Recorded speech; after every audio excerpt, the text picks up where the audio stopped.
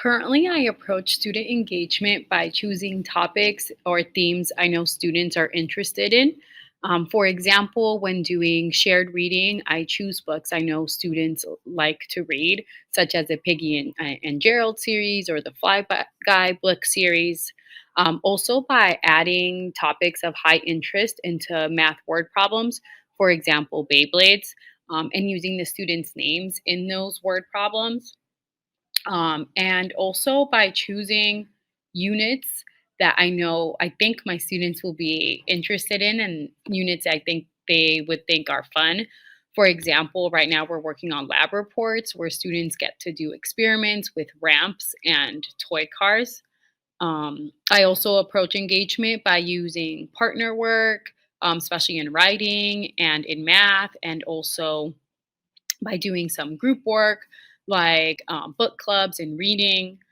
Also, by providing feedback to my students in their writing, by allowing students time to publish their books and then share with others, by having students helpers, like students who help out with their schedule or who point at the board, by using movement in the classroom.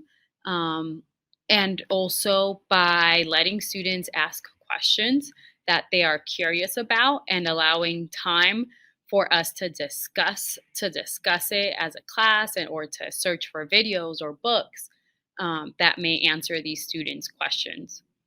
Now, it says, please lay out your current instructional design.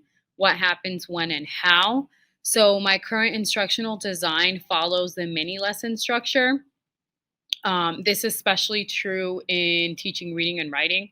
I start with a connection where I relate the topic that we're learning to something that the students have learned before or to the students' lives.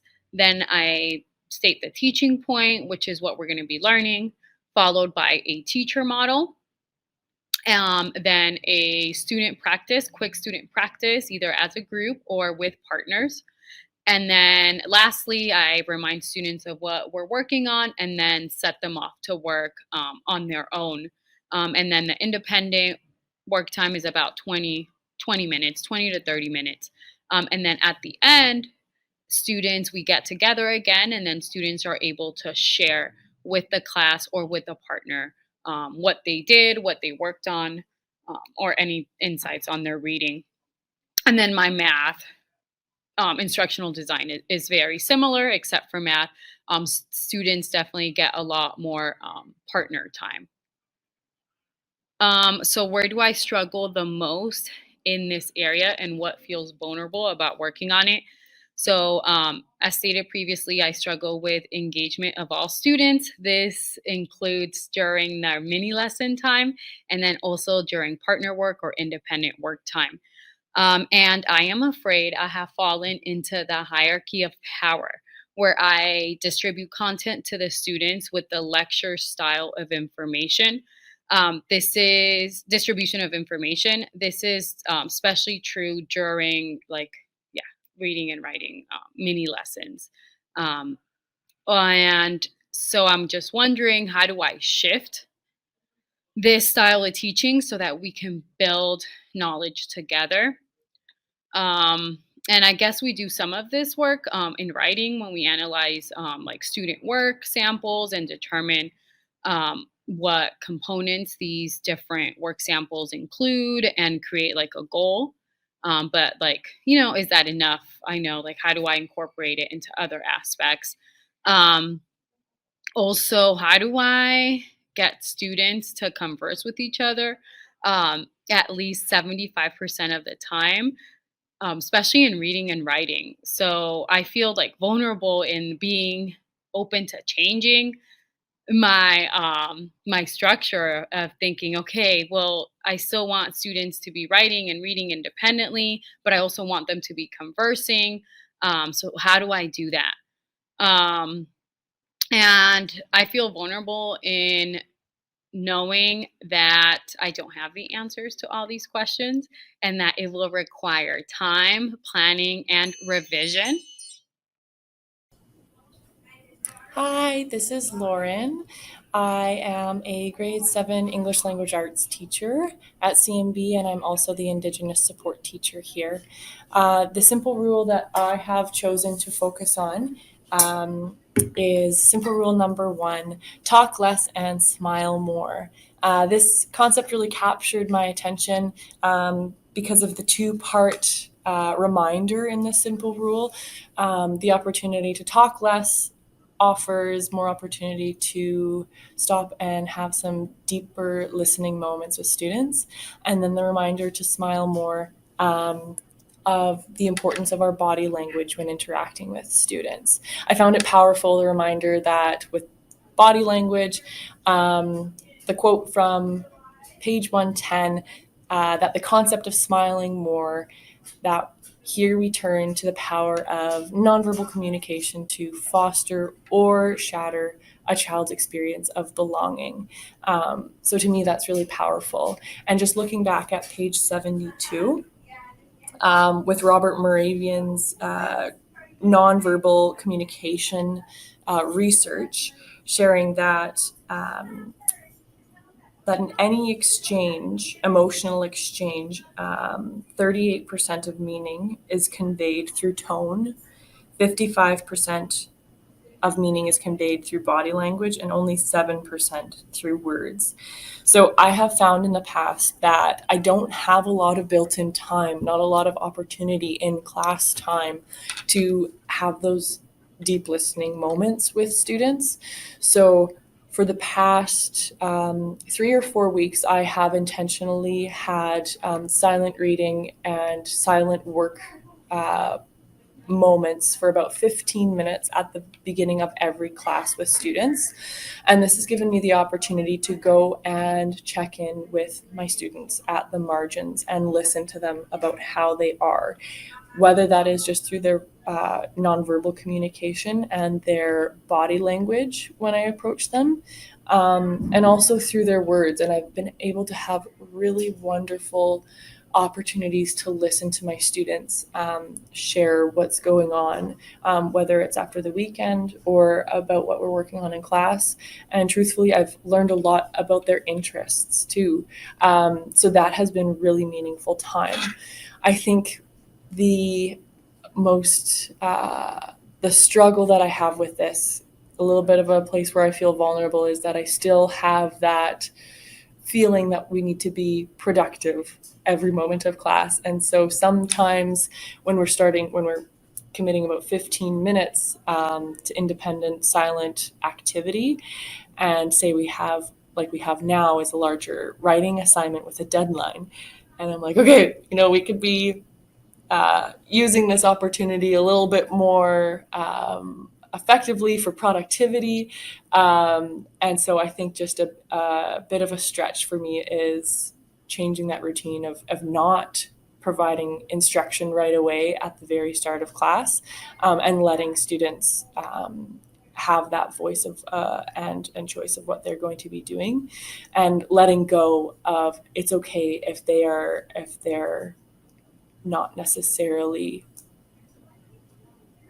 writing their story or being productive for those 15 minutes. It's a great chance for me to check in. It's a great opportunity for me to learn more about my students. So I think that's been a really wonderful thing that I've been able to incorporate. And throughout the school, in my interactions with students, I've been really focusing on talking less and smiling more.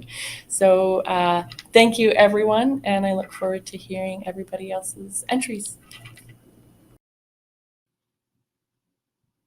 My name is Lindy Martin, and I'm responding to the Pedagogy of Voice simple rules on page 110 to 118. And what I would focus on is circle up, simple rule 5. That's what I choose. And how do I currently approach the instructional area? I usually create the discussion questions. And the specific strategies, curriculum, or approaches to use would be to work on open-ended questions, more open-ended questions. My current instructional design is students do 30 minutes of independent reading, And I do a small group then, and that gives me lots of time to ask open-ended questions of some of the students that I pull. Then there's a 15-minute written reading reflection. They're also working on test-taking vocabulary, a 15-minute mini lesson, and then 30 minutes of active engagement. And I would try to focus now on focusing more on academic conversation. Right now, it's really been me as a coach between teachers and students, coaching the students to build off of each other's questions. And so, following this simple rule, I would try to encourage more student to student discussion. And what do I struggle with this? Of course, is time. Equity of voice, because some students want to talk all the time. And for me, a balance between academic conversation and social, because I tend to be like, no, we only have to talk about student work or what we're focusing on right here. And I think given what I've learned by reading this book and in these classes is they need to be heard about what's going on in their life as well. Get them ready to learn. Thanks. Good afternoon, team. My name is Jessica Coles. I am a grade 8 humanities teacher with a specialization in French languages here at CNV Middle School.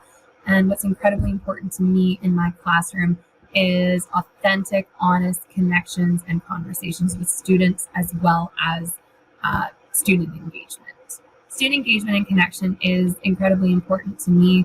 I've found that my personality, age, quirkiness, sarcasm, and joking manners have always allowed me to be relatable to my students and connect with them on their level.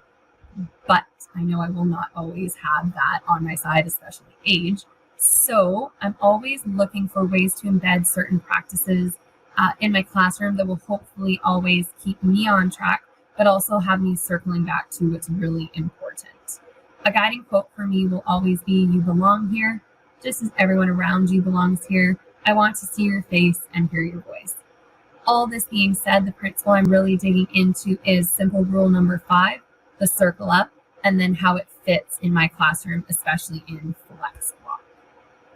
FlexWalk came about in a cool, organic way. We had an imbalance of teaching blocks, so I knew exactly what I wanted to do and how I wanted to move forward and really start to embed what I really genuinely value, and also what I do think kids and teens need moving forward. So FlexWalk is for mindfulness, character strong. We watch Harbor inspirational videos with Mike Smith. We do work around self-care and gratitude. It also allows for great community building time, discussions of hot topics, conversations around healthy relationships, goal setting, and gratitude journaling. FlexWalk is awesome because it allows me to align with BC's core principles of personal and social awareness, responsibility, as well as positive personal and cultural identity. I've noticed since starting street data work, I've moved towards more overt displays of connections and belonging with kids. I think in the past, I just always assumed it was felt or noticed and kids just naturally knew, the level of care. Now I'm really taking the time to really use my words and language to really make sure they know how much I do care. In terms of how all of this plays out in class, in the past, what I've always done is started with the hook and then jumped straight into a lesson. Nowadays, I'm really starting to slow things down, starting class time with a temperature check and really feeling the vibe and the room, and then using that to base my lesson and the plans for the day based off of what I'm seeing or noticing or feeling. These last few years definitely have been tough on the kids, and I find I'm changing up my plans more often than not based off of the feelings in the room. So for FlexWalk, we always start off with the guidelines or rules for the conversation. Then we either watch the video or I present the topic or theme for conversation. After watching the video, we circle up and we really start to unpack and begin the conversation. Every single student needs to share within the circle. The bare minimum as an adaptation is just a single word, a theme, or an idea that comes to mind. And then as students become more and more comfortable in the space, they'll they'll start to share, their own personal insights, experiences, and perspectives. Then the conversation moves along organically with kids sharing more and more ideas, kind of popcorning back and forth across the circle. If the kids need redirection, I often step in with words like, is that appropriate or inappropriate? I don't like words like good or bad because given the context, sometimes certain things are appropriate to talk about in a certain space. Circling up started for me way back in practicum with Socratic circles, but it's really evolved to circling up with just about every single activity you do in class, reading aloud, sharing class work. It's a really powerful principle that's easy to integrate in class. One struggle for me is allowing all of the voices to be heard and allowing students to be in the driver's seat. What I mean by this is taking a step back and allowing students to be the facilitators. It means I can't control and anticipate what they might say. This can and is terrifying from time to time. We tried this just this past week and it went so far sideways. We needed to have a whole nother conversation to kind of unpack what went wrong and why. But overall, I really do feel comfortable with this as a principle. But the worry stems from what I can't control. But I really just need to take a step back and appreciate the messiness. Hi, my name is Rafael. You can call me Rafa. My instructional area is 7th grade math. The approach I use is triple, as it attends multiple abilities curriculum, instructional strategies that target cooperative learning in small groups, and promotion of equal status interaction among students. The curriculum is based on Common Core standards for 7th grade math. I adapt the units to make them open-ended, group-worthy, and reaching multiple abilities. Some instructional strategies are the use of class and math norms, group roles, and also interventions from my side to disrupt typical hierarchies of who is smart and who is not smart. Meaning social status issues. As for the current instructional design, this encompasses at first launch of the unit, including learning objective of the day, norms, multiple ability lists, and also group roles. Second would be the group work of group-worthy tasks that promotes interdependence between the group members. And finally, closure with a student presentation and summary of objective of the day. What I struggle the most is being more quiet,